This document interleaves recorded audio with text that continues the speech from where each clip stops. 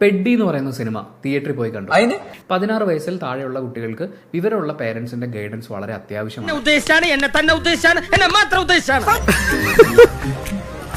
ഇതര വയലൻസ് ഉണ്ടോ എന്ന് ചോദിച്ചു കഴിഞ്ഞാൽ വയലൻസിനേക്കാൾ വൃത്തികേടാണ് കൂടുതലായിട്ട്. ഇപ്പോ ഓരോ കീഴ്വഴക്കങ്ങളാവുമ്പോ കുത്തി പറയുന്ന പോലെ എനിക്ക് ഫീൽ ചെയ്യുന്നുണ്ട് കേട്ടോ. കുത്തിയില്ലല്ലോ, കുത്താൻ പോണല്ലേ ഉള്ളത്. ഇതിനൊരു സോഫ്റ്റ് പോൺ എന്ന് അതിന്റെ ഒരു ഫസ്റ്റ് പാർട്ടിലെ കുറെ ഭാഗങ്ങൾ പറഞ്ഞു കഴിഞ്ഞാലും ഒരു തെറ്റുമില്ല. മനുഷ്യനെ താഴ്ത്തി കിട്ടുന്ന സ്വഭാവം പണ്ടേ നിന്റെ രക്തത്തിലുള്ളതാണ്. ഇവിടെ അത് കൊട്ടിക്കൊണ്ടിരിക്കേണ്ട ആവശ്യമില്ല. കപൂർ ആക്ച്വലി ജാൻവി കപൂറാണ്. കപൂർ എന്ന് പറഞ്ഞാൽ കട്ട കപൂറാണ്. അങ്ങനെ പറയാം.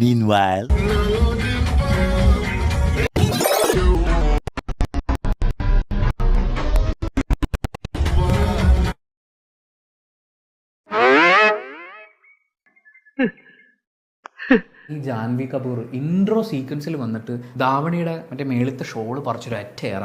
പിന്നെ ഈ സാധനം ഈ കുട്ടിക്ക് ഭയങ്കര ശല്യമായതുപോലെയാണ്.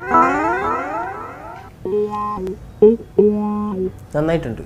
അവരെ ഈ സിനിമയിൽ നിന്ന് ഡിലീറ്റ് ചെയ്ത് കളയണം. അവരുമായി റിലേറ്റ് ചെയ്ത് വരുന്ന സീക്വൻസുകൾ മുഴുവനായി ഡിലീറ്റ് ചെയ്ത് കളയണം. മനോഹരമായി കുറച്ച് ഓവറായോ എന്നിട്ട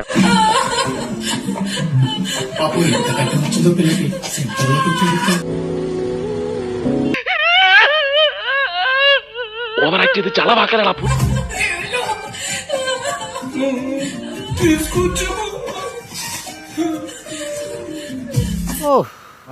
മെത്തേഡ് ആക്ടിങ് നീ കാണാൻ പോണേ. ഒരാവശ്യവുമില്ലാതെ വയറ് കാണിക്കാൻ വേണ്ടി മാത്രം നായികയെ കാണുമ്പോൾ അവളുടെ ശരീരം മുഴുവൻ നോക്കി ഈ താടിയിൽ തറയിൽ വന്ന് എഴയുന്ന അത്രയും ബാധർന്നിങ്ങനെ അവളെ കുറിച്ച് എന്തെങ്കിലുമൊക്കെ വൃത്തികേട് പറയാ.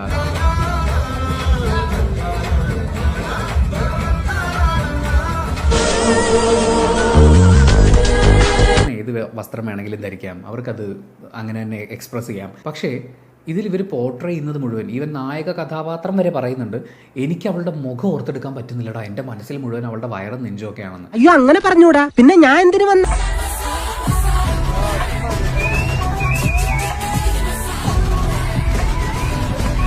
അത് തന്നെയാണ് കാണിച്ചുകൊണ്ടിരിക്കുന്നത്, സൂം ചെയ്ത്.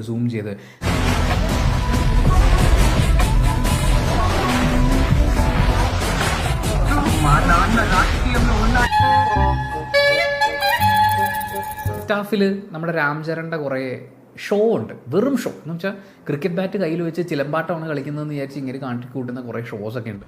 നിർത്തി അങ്ങ് അവമാനിക്കുവാണെന്ന്.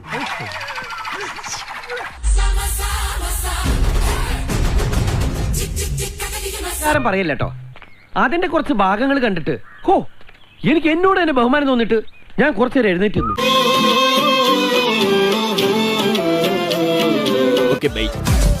ചക്രം പോലെ മനസ്സു സുന്ദര വേള സുരംഗിനി കമാൽ